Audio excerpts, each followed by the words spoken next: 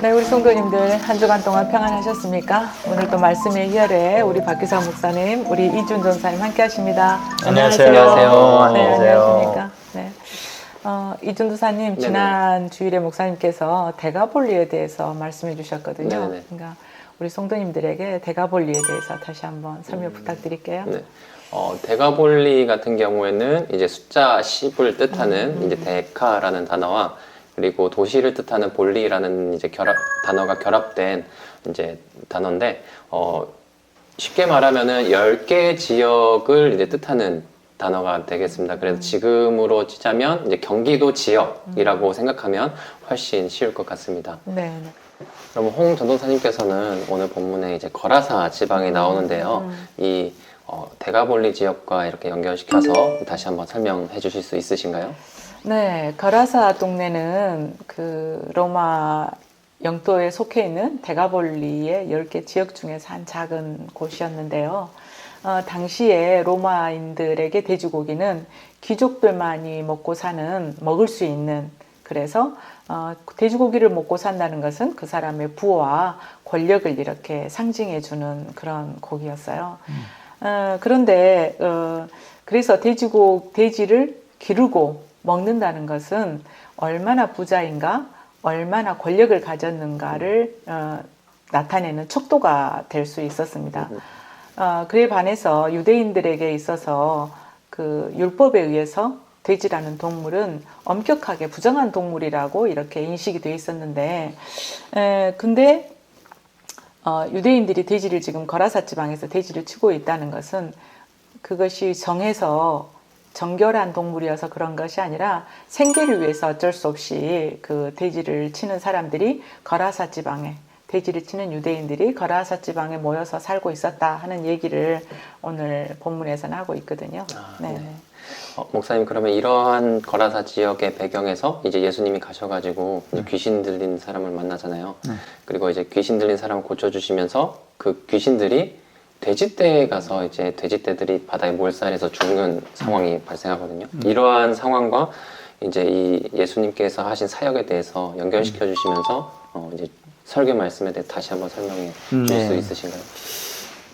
앞에서 이제 우리 전도사님께서 말씀해 주셨듯이 이 돼지라는 것은 당시에 로마인들 입장에서는 권력과 부의 상징이었기 때문에 생계를 이어가기 위해서 유대인들이 어쩔 수 없이 돼지를 치고 있었던 그 상황에서 귀신이 돼지떼에 들어가 가지고 돼지떼가 완전히 바다에 빠져서 비탈길을 달려서 바다에 빠져서 몰살했다는 것은 자신들의 그 경제적인 이익이랄까요? 이런 것들이 막심한 손해를 보게 된 것이죠. 그러고 또 돼지를 치는 입장에서도 생계가 이제 끊어지는 그런 입장이었기 때문에 예수님을 보고 굉장히 두려워했고, 그리고 예수님을 계속 우리 동네에 있게 했다가는 자기들뿐만 아니라 또 다른 마을의 공동체에 어떤 경제적인 어려움이 올지 이것을 생각했기 때문에 예수님을 못 오게 떠나달라고 부탁을 하죠. 어떻게 보면 예수님께서 각 지역에 돌아다니면서 말씀을 가르치시고 기적을 일으키실 때 많은 사람들이 다 이렇게 와서 예수님을 환호하고 그랬는데, 이 지역은 그렇게 않고 오히려 배척을 했다는 것입니다. 무슨 이유 때문이냐면 바로 경제적인 이유 때문에.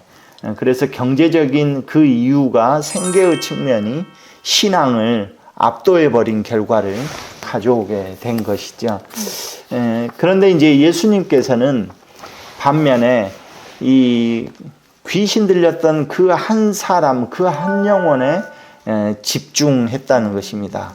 그래서 그 사람에게 집중해서 그 사람을 고치시고 그 사람이 집에 가서 이 모든 상황들을 알릴 수 있기를 부탁을 하시죠. 근데 그 말씀, 그 부탁의 말씀, 개인적으로 하시는 그 부탁의 말씀에 순종해서 자기가 어떻게 치유됐고 어떤 상황에서 내가 이렇게 자유롭게 되었는지를 가족에게 알린 결과 이 거라사 지방에서는 비록 배척을 당했지만 나머지 이 도시들 즉 데가볼리 지역에는 하나님께 영광을 올려드리는 그런 귀한 역사가 일어났다고 성경에서는 말씀하고 있습니다. 그래서 우리가 이제 대지를 치며 생계에 집중하는 사람이나 또는 큰 부귀 영화를 가진 권력가들을 통해서가 아니라 우리 주님의 말씀에 순종하는 그 한 사람을 통해서 이제 복음이 전파되어지고 복음이 더 확장되어지고 하나님께서 영광 받으신 것이죠. 그래서 지금 우리에게도 변화되는 그 한 사람, 그 한 영혼의 회복, 그리고 또 그 변화된 한 영혼이 주님을 고백하는 그 고백, 또 그 주님의 말씀에 순종하는 그 순종을 통해서 이 시대에도 복음의 역사가 일어난다라는 것이 지난주에 드렸던 말씀입니다. 네. 그래서 결론에 대해서 조금 더 한다면 귀신도 자기 이름을 군대 귀신 이렇게 말하거든요. 다수인 것이죠. 그리고 또 돼지 떼도 2,000마리. 그래서 다수였습니다. 물론 다 죽게 되지만요. 또 그 거라사 지방에서 돼지를 치는 유대인들도 많았어요. 그러니까 결국은 다수였죠.